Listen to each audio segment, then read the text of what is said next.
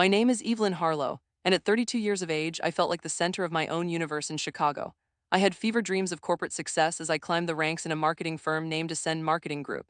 My coworkers always whispered my name with respect. I had earned their admiration through my late nights and relentless creativity. Every idea I pushed forward transformed into successful campaigns that made my company shine brighter in the competitive market. However, the spotlight turned cold when one fateful morning I walked into work, only to be greeted by my boss, Greg, and a look I had never seen on his face before, one that signaled doom. With his tone dripping with false sympathy, he informed me that my position was being eliminated due to restructuring. As the words left his lips and drifted through the air like poison, my heart sunk. The laughter of my so-called colleagues filled my ears like chattering hens. Those same people who watched as I bled creatively for the firm now turned their backs on me, finding joy in my downfall. The realization hit harder than any office gossip. Greg was a man filled with jealousy, and small but hungry, if not unscrupulous, individuals surrounded him. Unable to fathom my agony, they reveled in my demise. I was left alone, spiraling into thoughts of revenge, my heart ablaze with fury. In the days that followed, frustration and despair pulled me down like an anchor. I sat on my couch every night, drowning in fast food and box sets, wondering how to turn this injustice into power. I decided that I needed to come up with a plan. I would start networking, attending every event I could, re-establishing connections, and finding potential investors. But things moved slowly. Greg and my ex-colleagues seemed oblivious to my revenge brewing in the shadows. As weeks went by, I crafted the seeds of a brilliant idea.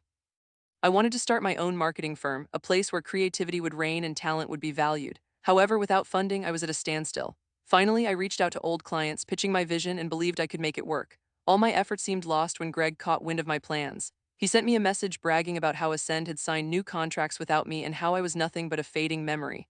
The anger swelled within me like a tide. The final straw came when I saw an announcement about my firm's new campaign, rooted suspiciously close to my original ideas. Betrayal cut deep, leaving me hopeless and feeling like a fool. However, I knew I had to dig deeper, so I threw everything into my idea. I poured my heart into a comprehensive business plan, knocked on doors, and used every ounce of my charm to gather investors. As I gained support, the excitement coursed through me. My venture began to take shape as I secured not just the funds but a space in a buzzing part of the city.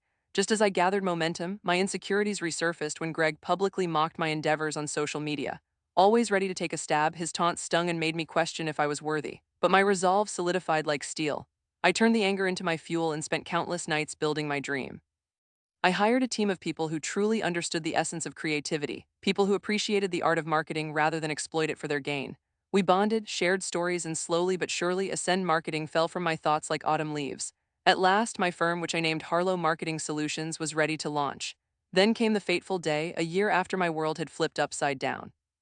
I had gathered my team to formulate our first major campaign, one that would not only put us on the map but humiliate my nemesis in the process. When it kicked off, everything fell into place. Clients started pouring in, and recognition flooded my path like sunlight breaking through a stormy sky.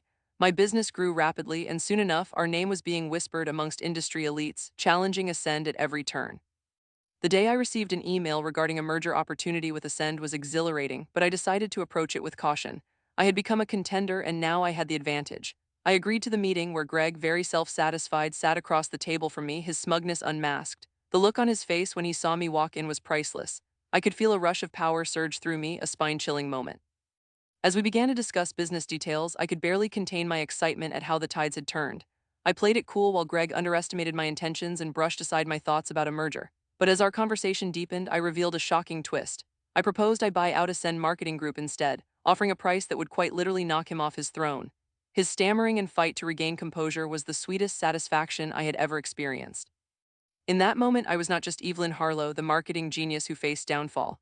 I stood before him as a business mogul, poised to turn the tables of betrayal on their head. Watchfulness fell over him as I laid out my vision. Days later, after final negotiations, Greg's reign ended. I had bought the company. It felt poetic, nearly unreal, as I signed those documents. This moment was years in the making, representing every teardrop I shed on my couch, all the people who laughed, and the night I decided to transform my pain into purpose. Slowly, I restructured Ascend, infusing creativity and dignity back into a place that had grown toxic. I nurtured an environment that celebrated talent and innovation. As I sat in my new office, surrounded by the photographs of my journey, I reflected on my evolution. The whispers that once filled the hallways were no longer of mockery but appreciation.